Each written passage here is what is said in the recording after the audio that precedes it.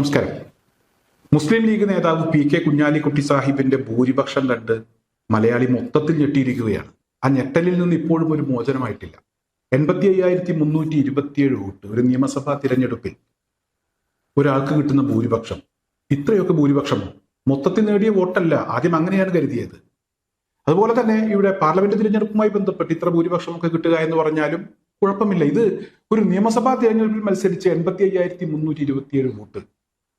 ഒരിക്കലും ആരും അത് വിശ്വസിക്കാൻ തയ്യാറായില്ല. അത്രയൊന്നും കിട്ടാനുള്ള സാധ്യതയില്ല എന്ന രീതിയിൽ ചർച്ച ചെയ്ത ചില ആളുകളെ എനിക്കറിയാം. അതുപോലെ തന്നെ ഇവിടെ കെ ശൈലജ ടീച്ചർ നേരത്തെ മട്ടന്നൂരിൽ അവർ മത്സരിച്ച സമയത്ത് 60,963 വോട്ടുകളുടെ ഭൂരിപക്ഷം അവർക്ക് ലഭിച്ചിരുന്നു. ആ ഒരു ഭൂരിപക്ഷത്തെയാണ് ഇവിടെ പി.കെ. കുഞ്ഞാലിക്കുട്ടി സാഹിബ് മറികടന്നത്. എന്തായാലും മലയാളി മൊത്തത്തിൽ ഞെട്ടിയിരിക്കുകയാണ്. പി.കെ. കുഞ്ഞാലിക്കുട്ടി സാഹിബ് ഞെട്ടിച്ചിരിക്കുകയാണ് എന്ന് പറയാതിരിക്കാൻ കഴിയില്ല. എന്തായാലും ഇവിടെ മുസ്ലിം ലീഗിനെ സംബന്ധിച്ചിടത്തോളം റെക്കോർഡുകളുടെ ഒരു പെരുമഴക്കാലം തന്നെയായിരുന്നു ഈ ഒരു തിരഞ്ഞെടുപ്പുമായി ബന്ധപ്പെട്ട് പറയുകയാണെങ്കിൽ. ഒരുപാട് റെക്കോർഡുകൾ മറികടക്കാൻ മുസ്ലിം ലീഗിന് കഴിഞ്ഞു. അതുപോലെ തന്നെ ചരിത്രം തിരുത്തി എഴുതിയ ഒരു തിരഞ്ഞെടുപ്പാണ്. എന്തൊക്കെയാണ് ആ റെക്കോർഡുകൾ എന്നുള്ള കാര്യം നമുക്കൊന്ന് പരിശോധിക്കാം. ഇവിടെ ചരിത്രത്തിൽ ആദ്യമായിട്ടാണ് മുസ്ലിം ലീഗിന് 22 അംഗങ്ങൾ ഉണ്ടാകുന്നത്. 27 സീറ്റിലാണ് മുസ്ലിം ലീഗ് മത്സരിച്ചത്.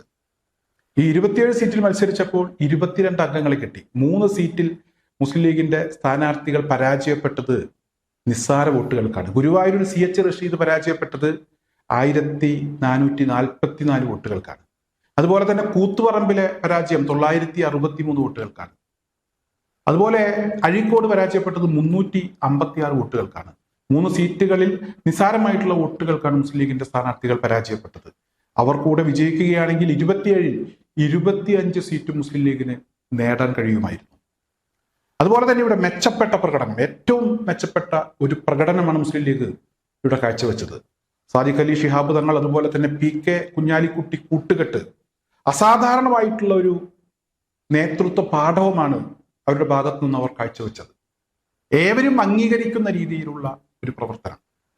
തിരഞ്ഞെടുപ്പ് മുന്നിൽ കണ്ടുകൊണ്ട് ഒരു വിധത്തിലുമുള്ള പ്രതികരണങ്ങളോ അല്ലെങ്കിൽ ആവശ്യമില്ലാത്ത രീതിയിലുള്ള പ്രചരണ പരിപാടികളോ, ആരെയും വെറുപ്പിക്കുന്ന ഒരു പ്രചരണ പരിപാടികളോ അവരുടെ ഭാഗത്തു നിന്നും നമുക്ക് കാണാൻ കഴിഞ്ഞില്ല. 51 വീട് മുസ്ലിം ലീഗ് തിരഞ്ഞെടുപ്പ് കഴിഞ്ഞതിന് ശേഷമാണ് ദുരന്തബാധിതർക്ക് കൈമാറിയത്. തിരഞ്ഞെടുപ്പിന് മുമ്പ് വേണമെങ്കിൽ മുസ്ലിം ലീഗിന് തിരഞ്ഞെടുപ്പ് പ്രചരണ പരിപാടികളുടെ ഭാഗമായി ഈ കൊടുക്കാൻ ഉദ്ദേശിക്കുന്ന വീടിനെ കുറിച്ചുള്ള വിവരങ്ങൾ അവർക്ക് പറയാമായിരുന്നു. അല്ലെങ്കിൽ തിരഞ്ഞെടുപ്പിന് മുമ്പ് ആ വീടുകൾ കൈമാറാമായിരുന്നു. ഇവിടെ സർക്കാർ വീടുകൾ കൈമാറിയ വാർത്ത നമ്മളൊക്കെ കണ്ടതാണ്. തിരഞ്ഞെടുപ്പിന് മുമ്പ് ആ പണിയൊക്കെ ചെയ്തു. ആ വീടുകളിൽ ആളുകൾക്ക് കയറിക്കിടക്കാൻ കഴിയാത്ത ഒരു സാഹചര്യം ഉണ്ടായിരുന്നു എന്ന കാര്യമൊക്കെ പിന്നീടാണ് ജനം അറിഞ്ഞത്. മുസ്ലിം ലീഗിനും വേണമെങ്കിൽ അത്തരത്തിലുള്ള പണികളൊക്കെ ചെയ്യാമായിരുന്നു. ഒരക്ഷരം പോലും പറയാൻ തയ്യാറായില്ല.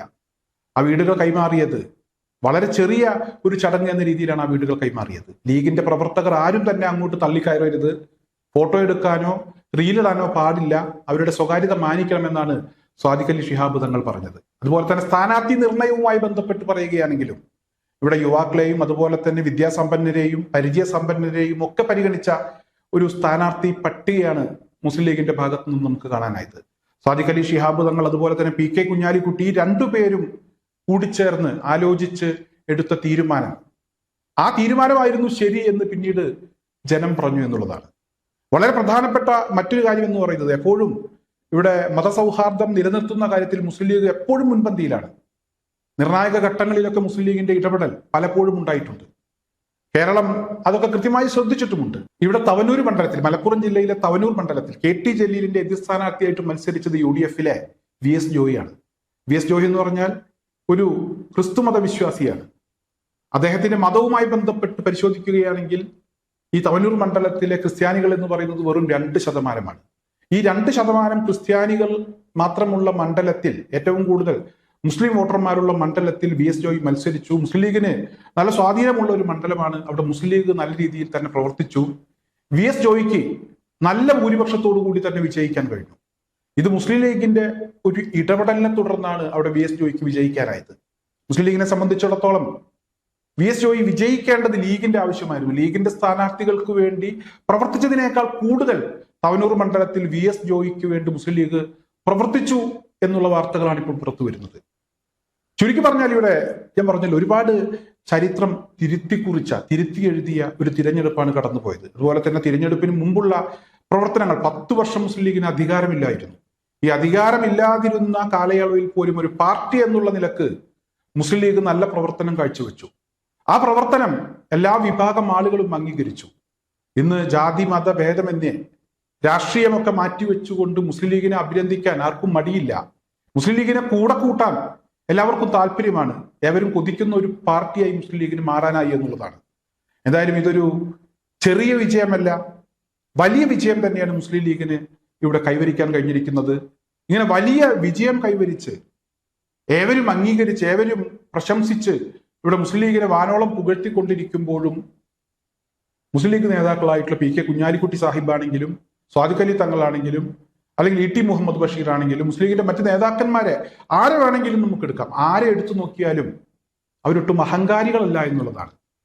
അവരെപ്പോഴും വിനയത്തോടു കൂടി ചിരിച്ച് സാധാരണക്കാരുമായി സംസാരിക്കാൻ തയ്യാറാകുന്ന, പുഞ്ചിരിക്കുന്ന മുഖവുമായി എപ്പോഴും ജനങ്ങൾക്കിടയിലേക്ക് ഇറങ്ങിച്ചെല്ലുന്ന ഒരു നേതാക്കന്മാരാണ് മുസ്ലിം ലീഗിന്റെ നേതാക്കന്മാർ എന്നുള്ളതും ഇവിടെ എടുത്തു പറയേണ്ടതാണ്.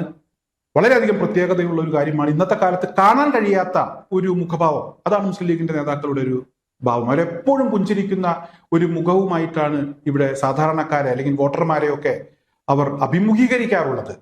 എന്തായാലും ഇങ്ങനെ ഉന്നതിയിൽ നിൽക്കുമ്പോഴും പി കെ കുഞ്ഞാലിക്കുട്ടി സാഹിബിന്റെ ഒരു നിലപാട്, അദ്ദേഹത്തിന്റെ ഒരു ബോഡി ലാംഗ്വേജ്, അതൊന്നും കാര്യമായിട്ട് ഇഷ്യൂ ആക്കണ്ട.